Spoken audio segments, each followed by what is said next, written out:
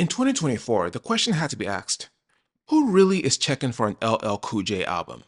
And to be fair, it's not like the self-designated legend in leather couldn't do without it. After his exit from Def Jam in 2008, LL moved on to carve a niche for himself as an actor, host, entrepreneur, and icon. He was part of the main cast of NCIS Los Angeles and its spin-off. He hosted the Grammys 5 times and Lip Sync Battle, among other productions. He founded Rock the Bells, an organization named after one of his classic songs that's dedicated to hip-hop culture through everything from merch and music distribution to podcasting and a namesake festival. And through various documentaries, LL continued to be rightfully celebrated as one of hip-hop's living legends. But there's always that itch, that longing for that first love. LL may have gone Hollywood, but Queens, in more ways than one, will soon have him back.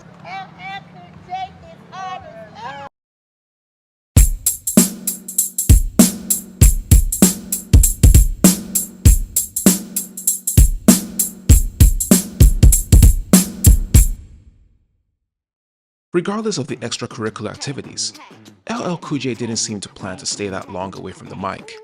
For years, there was word about his upcoming album, named as the sequel to GOAT, which he released in 2000. But that idea was eventually scrapped. Another album, a collaborative effort with 50 Cent, also didn't make it. And who remembers the fastest unretirement in hip-hop history, the result of an online Twitter-based rant? Either way, the rap world kept moving on. Through trap, SoundCloud rap, drill, streaming, the big three, as interest in LL as an artist began to run cold. But not to worry, LL Cool J was making moves. By 2019, he was back. On Def Jam, that is. As the head of his own company, LL Cool J Incorporated, LL struck a deal with his former record label, with distribution by Virgin Music Group, under the Universal Music Group umbrella. That deal included getting to keep all his masters. Later that year, he revealed that fellow Queens native Q-Tip, the frontman of the legendary A Tribe Called Quest, was producing most of the upcoming album. And in 2023, thanks to a promotional tour, he revealed the album's title, The Frequencies of Real Creative Energy, better known as The Force.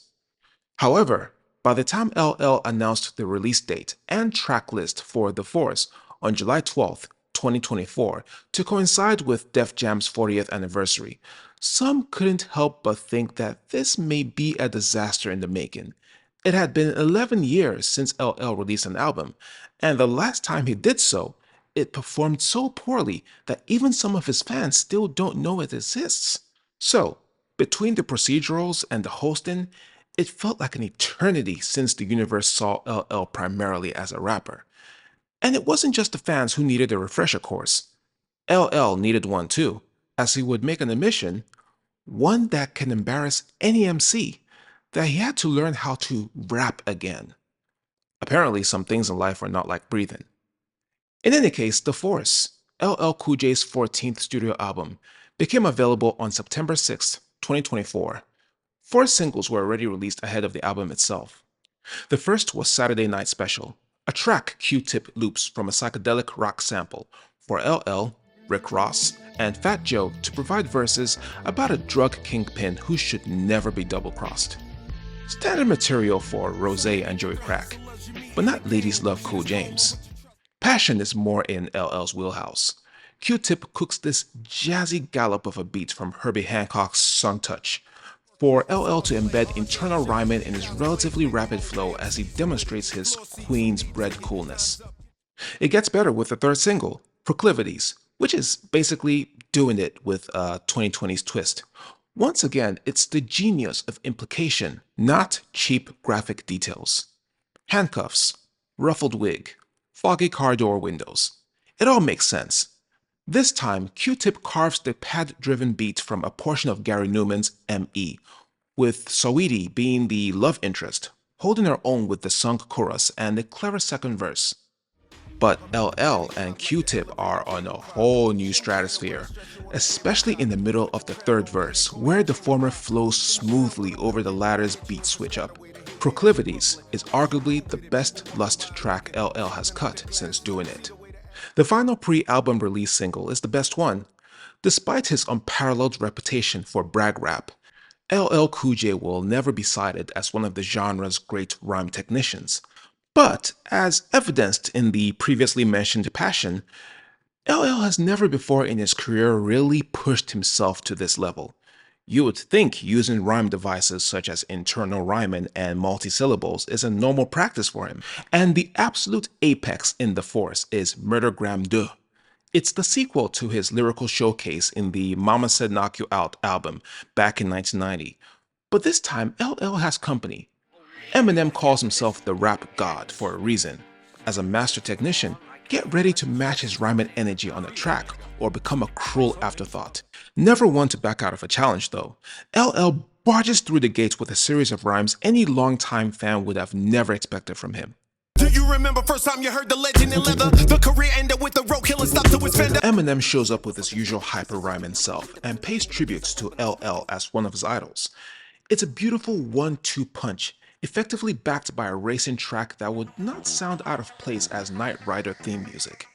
The Force is truly a showcase of LL Cool J venturing into places anyone wouldn't have thought possible.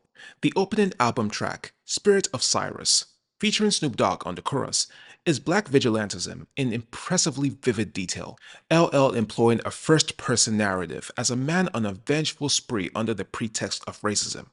The inspiration comes from Christopher Dorner, who carried out a series of shootings in February 2013 as revenge for his termination as an LAPD officer, and who had left a long Facebook post that came to be known as his manifesto. The song is prefaced by a sample from the most memorable scene in the 1979 cult classic film The Warriors, where the song's namesake makes a speech, aka the "Can You Dig It" speech, to persuade New York City's gangs to join forces in outnumbering and overwhelming the NYPD. LL, a socially conscious rapper, a storyteller with lurid metaphors and intense imagery? Who knew? Q-Tip crowns this jewel of a song with a delightfully dark soundscape of tapping drums, bright organs, guitar chugs, orchestral choir sounds, and a rapid ascension of snares at virtually every fourth bar. The pleasant surprises continue through the album. This just might be LL's blackest album. In addition to Spirit of Cyrus, there's Huey in the Chair, which welcomes a guest spot for Busta Rhymes and evokes the image of the Black Panther leader to enforce LL's lofty stature. Praise Him, sampling from the Africa-influenced Trini singer Oluko Imo, finds LL and fellow great Nas flowing effortlessly with the concept that God is all in us. And there's Black Code Suite. The first part conjures Black American soul with images of elements like collard greens, fried chicken and catfish, comedians, jazz musicians and Motown singers, and the two-step. And it smoothly segues into Gambian singer and musician Sona Jobate, descendant of griots, playing the kora and singing partly in Mandinka. It's the unity of the Black world from one end of it to the other. You can be proud of who you are as a Black American, while nodding to your West African ancestral roots. Other parts of the Force are no less impressive. The title track is basically LL enjoying the fruits of his success, using a yacht as his conduit. 30 Decembers plays like a double metaphor, encountering symbols of a world frozen by COVID while ruminating about his stature in hip-hop and mainstream culture, wading through a post-apocalyptic soundbed worthy of inclusion in a Terminator movie scene. And these kids don't even know who I am. You don't know you in the presence of a real made man. You standing too close. And while Postmodern, Run It Back, and Basquiat Energy might feel like lesser songs, they are actually mature outtakes of LL's braggadocio. And can it really be braggadocio when he was the first rapper to achieve great success at such a young age? If there are any demerits in the Force, well, they may come off as mere quibbles. Some of the songs, such as Postmodern and Basquiat Energy, could have done with more conventional song structure and more fleshed out choruses. On the other hand, other songs, such as Saturday Night Special and Run It Back, have simplistic or corny sounding choruses, and some of the drums could have done with a little more oomph. In the end, though, The Force is such a supremely streamlined 40-minute plus album that the flaws are subtle and sporadic, rather than prominent and obvious. They say that hip hop is a young man's sport, but that stance makes less sense with each passing year. Hip hop turned 50 in 2023, so it's not exactly a spring chicken itself. Each art form needs its army of custodians, leading or guiding the younger generations. LL Cool J appropriately ends the album with The Vow, coincidentally the only one out of 14 tracks that Q-Tip doesn't produce. Rather, it's Jay Sand from Lafayette, Louisiana, who's behind the boards along with Kizzo. Jay Sand also shows up as one of the three younger rappers on the track with LL, the other two being Mass Squabbles and Don Pablito. The strings and horns converge to create a cinematic atmosphere for all four MCs to deliver blistering verses. It's the perfect way to end the album. A 56-year-old rapper, 40 years in the game, trying to do his part in elevating the future of rap. LL has never been known to be a mentor of virtual unknowns. The first two times he tried on wax never quite worked out. Let's hope the third time's the charm.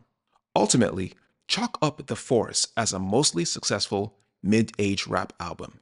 With his sharpened rhyming skills, topical exploration, and justified declarations of his greatness, combined with the sonic guidance and vocal assistance of a sound Q-Tip, LL delivers one of the better efforts in his catalog, as well as his best one since Mr. Smith. No longer with the pressure to match the commercial viability of his 80s and 90s heyday, LL has wizened into the equivalent of a West African sage telling children instructive tales by the moonlight. This is how you do it, kids. This is how you become a hip-hop legend.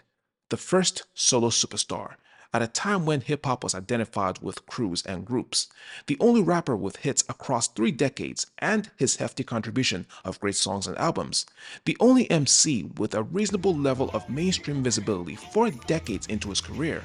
And, consequently, one of the very few people who can justifiably make this statement. You know, I'm going to say this with humbly, but I really mean this. I think one day people are going to wake up and realize that LL Cool J is the most important rapper that ever existed. Now, let's hope he doesn't make us wait for another 11 years for the next album.